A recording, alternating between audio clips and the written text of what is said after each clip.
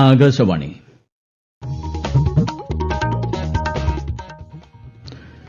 നമസ്കാരം. പ്രാദേശിക വാർത്തകൾ വായിക്കുന്നത് ഗോപകുമാർ.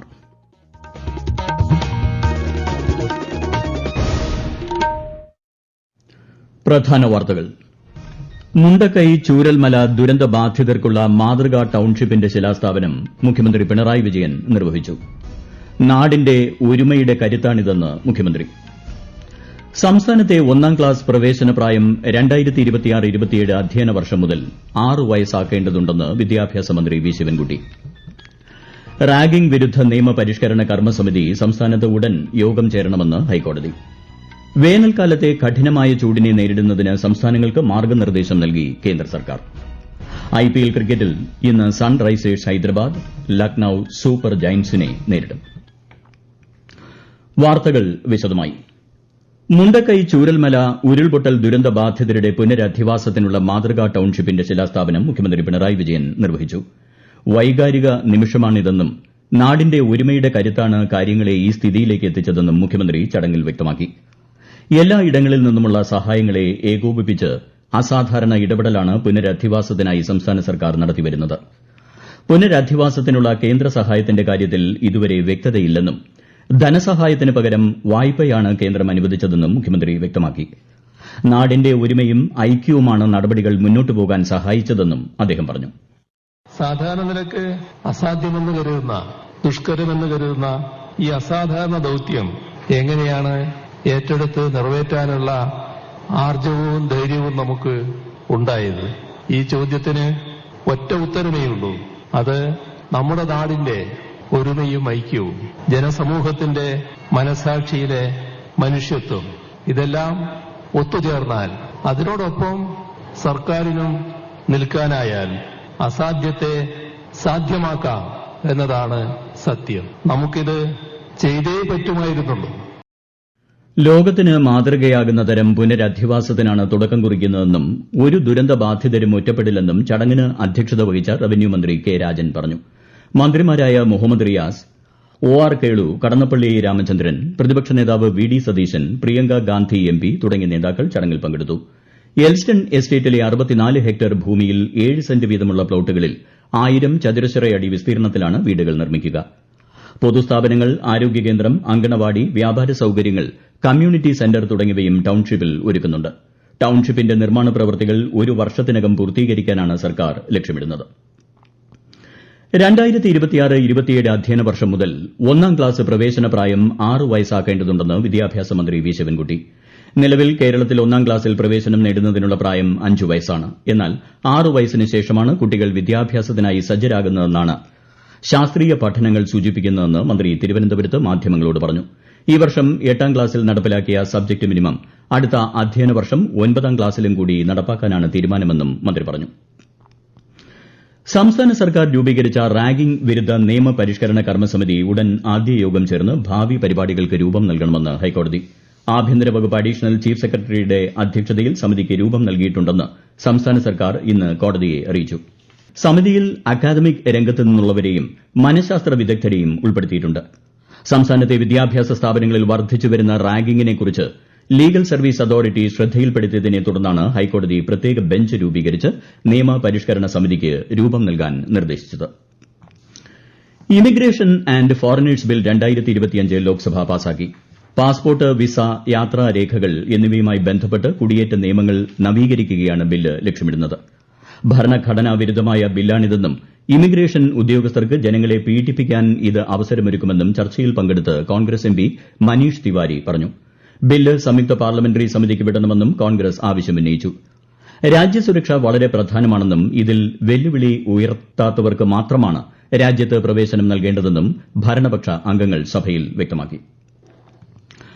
മലപ്പുറം വളാഞ്ചേരിയിൽ ലഹരി സംഘത്തിലെ 9 പേർക്ക് HIV ബാധ സ്ഥിരീകരിച്ചു. കേരള എയ്ഡ്സ് സൊസൈറ്റി നടത്തിയ സ്ക്രീനിംഗിലാണ് HIV കണ്ടെത്തിയത്. ഇതിൽ 3 പേർ ഇതര സംസ്ഥാന തൊഴിലാളികളാണ്. ഒരേ സിറിഞ്ച് ഉപയോഗിച്ചുള്ള ലഹരി ഉപയോഗമാണ് രോഗബാധയ്ക്ക് കാരണമായതെന്നും മലപ്പുറം DMO പറഞ്ഞു.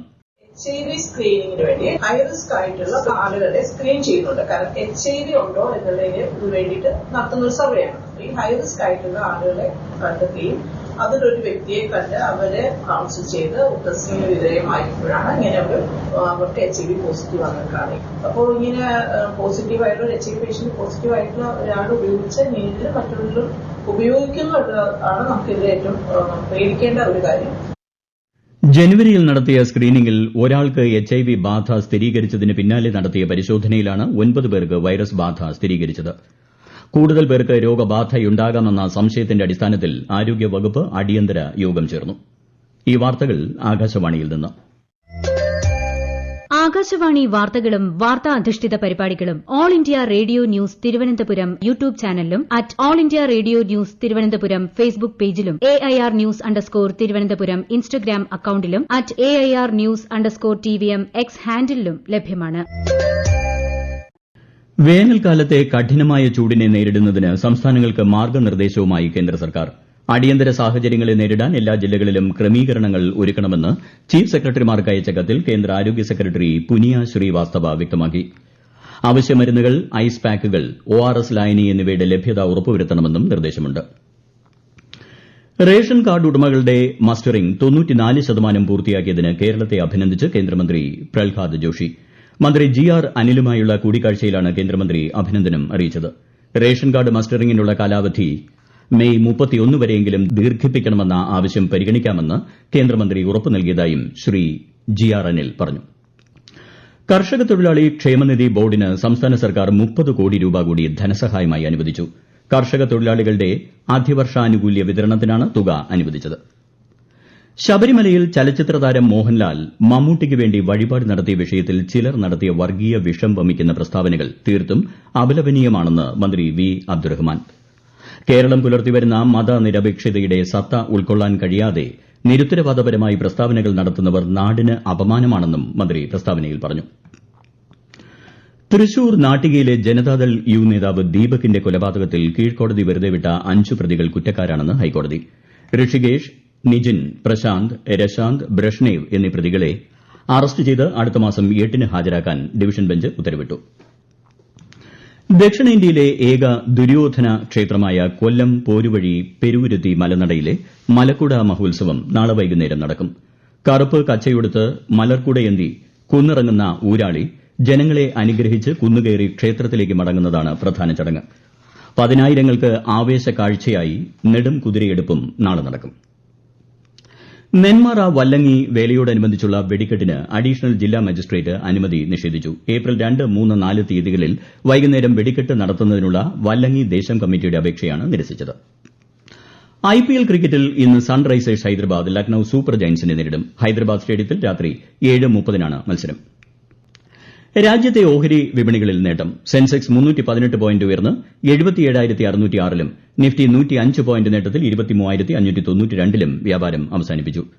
സ്വർണ്ണവിലയിൽ വർധന. പവന് 320 രൂപ വർദ്ധിച്ച് 65,880 രൂപയും ഗ്രാമിന് 40 രൂപ വർദ്ധിച്ച് 8,235 രൂപയുമാണ് ഇന്നത്തെ വില. തലശ്ശേരി കടൽപ്പാലം കേന്ദ്രീകരിച്ചുള്ള മാലിന്യ നിക്ഷേപം തടയുന്നതിനായി ജനകീയ പങ്കാളിത്തത്തോടെ സ്ഥാപിച്ച നിരീക്ഷണ ക്യാമറയുടെ സ്വിച്ച് ഓൺ കർമ്മം സ്പീക്കർ AN ഷംസീർ നിർവഹിച്ചു. മത്സ്യവ്യാപാരികളുടെയും മറ്റ് കച്ചവടക്കാരുടെയും പിന്തുണയോടെ പോലീസ് എയ്ഡ് പോസ്റ്റ് മുതൽ മത്സ്യ മാർക്കറ്റ് വരെയാണ് ക്യാമറകൾ സ്ഥാപിച്ചത്. പ്രധാന വാർത്തകൾ വീണ്ടും. മുണ്ടക്കൈ ചൂരൽമല ദുരന്ത ബാധിതർക്കുള്ള മാതൃകാ ടൌൺഷിപ്പിന്റെ ശിലാസ്ഥാപനം മുഖ്യമന്ത്രി പിണറായി വിജയൻ നിർവഹിച്ചു. നാടിന്റെ ഒരുമയുടെ കരുത്താണിതെന്ന് മുഖ്യമന്ത്രി. സംസ്ഥാനത്തെ 1-ാം ക്ലാസ് പ്രവേശന പ്രായം 2026-27 അധ്യയന വർഷം മുതൽ 6 വയസ്സാക്കേണ്ടതുണ്ടെന്ന് വിദ്യാഭ്യാസ മന്ത്രി വി ശിവൻകുട്ടി. റാഗിംഗ് വിരുദ്ധ നിയമ പരിഷ്കരണ കർമ്മസമിതി സംസ്ഥാനത്ത് ഉടൻ യോഗം ചേരണമെന്ന് ഹൈക്കോടതി. വേനൽക്കാലത്തെ കഠിനമായ ചൂടിനെ നേരിടുന്നതിന് സംസ്ഥാനങ്ങൾക്ക് മാർഗ്ഗനിർദ്ദേശം നൽകി കേന്ദ്ര സർക്കാർ. IPL ക്രിക്കറ്റിൽ ഇന്ന് സൺറൈസേഴ്സ് ഹൈദരാബാദ് ലക്നൌ സൂപ്പർ ജയന്റ്സിനെ നേരിടും. പ്രാദേശിക വാർത്തകൾ കഴിഞ്ഞു. അടുത്ത വാർത്താ പ്രക്ഷേപണം രാത്രി 7:25.